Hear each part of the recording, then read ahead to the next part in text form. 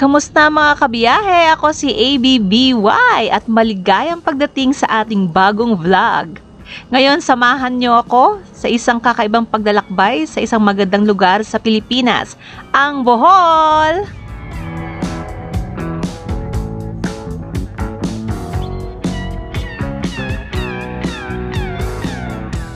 Unang-una sa ating listahan ay ang hindi mabilang na Chocolate Hills.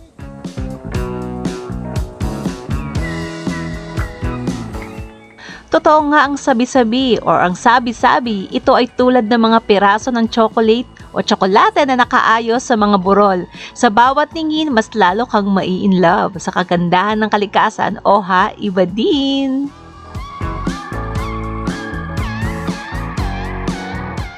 At mula sa kaharian ng Chocolate Hills, nilisan natin ang mga burol para makarating sa Butterfly Sanctuary.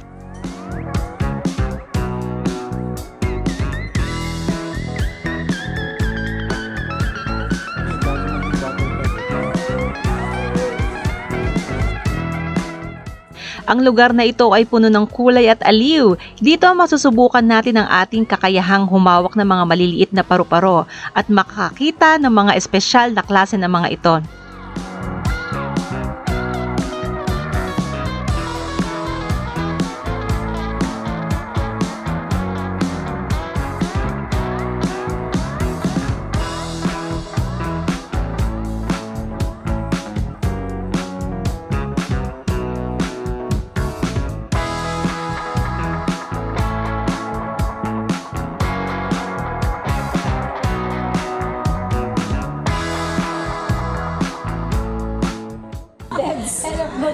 Hanggang 21 days lang pa sila.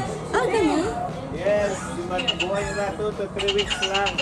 Hindi lang mga paru-paro ang makikita natin doon. Puntahan din natin ang mga crocodiles na ayon sa aming guide ay apakatamad daw gumalaw.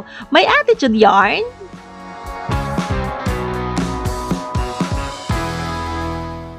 At guys, ang pinaka-highlight sa lugar na iyon ay ang makakita at makahawak ng ahas na dilaw.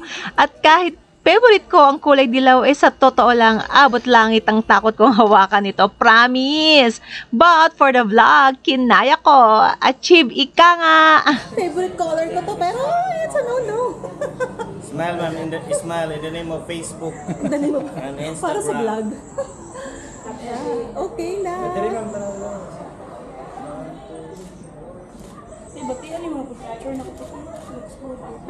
Okay. utrohon ma'am, kung bati. Hindi ka ha?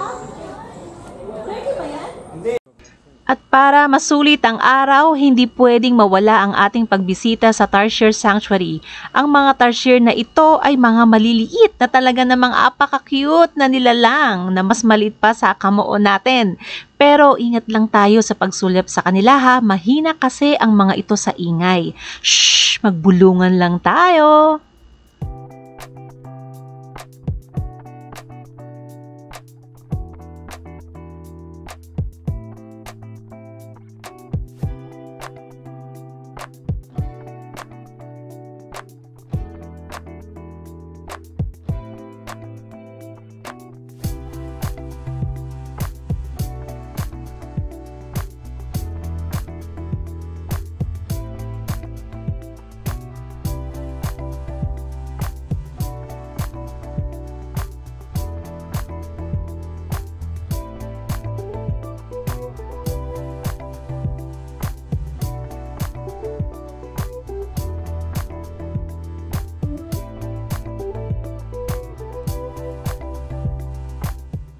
At mula sa kakaibang tarsier, let's go naman sa kahangahangang pag-akyat sa Lubok River Cruise.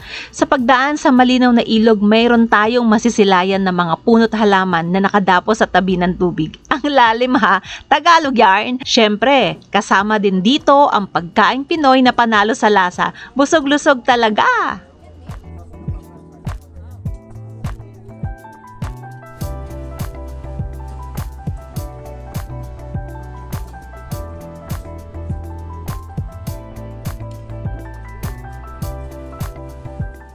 At habang naglalakbay, mapapahanga ka sa mga lokal na kagawian at tradisyon. Parang halabira lang ang peg.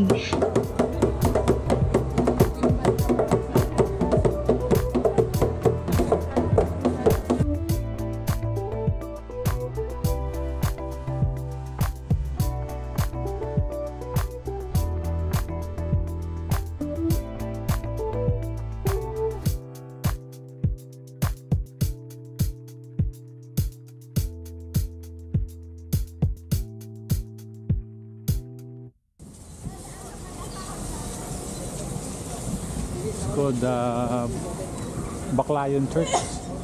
Oldest church in Region 7. Region 7.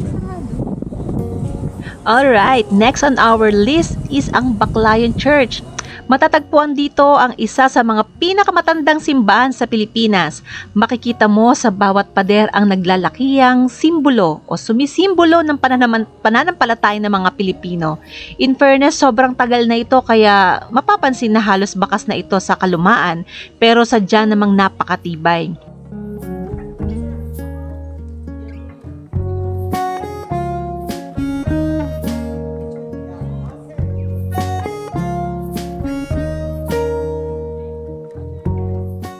Sana kayo din makarating dito. You will feel blessed and peaceful.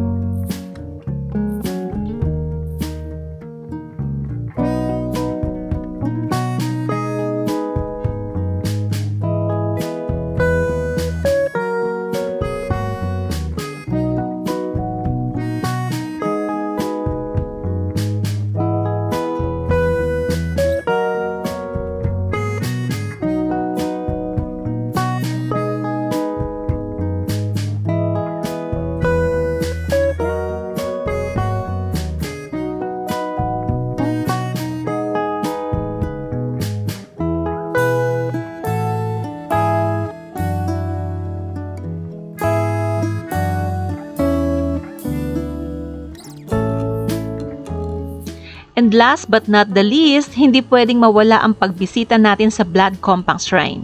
Dito naganap ang kasaysayan ng unang sanduguan o Blood Compact sa pagitan ni Dato Sikatuna at Miguel Lopez de Legazpi. Oha, gusto nyo yarn? Isang mahalagang bahagi ng ating kasaysayan na naipreserba sa puok na ito. Sa totoo lang, ngayon lang kami nagpangita ng mga iyan. Yung tipong mapapamano ka talaga sa kanila. Tiyos! Sa ating paglalakbay sa Bohol, tunay nga na napakasaganang lugar ng kagandahan at kasaysayan. Sana ay na-enjoy nyo ang paglalakbay na ito kasama ako. Huwag kalimutang mag-like, mag-subscribe at i-click ang notification bell para sa iba pang mga biyahe natin sa mga susunod na kabanata. Maraming salamat sa panonood at hanggang sa susunod na biyahe mga ka-ABBY!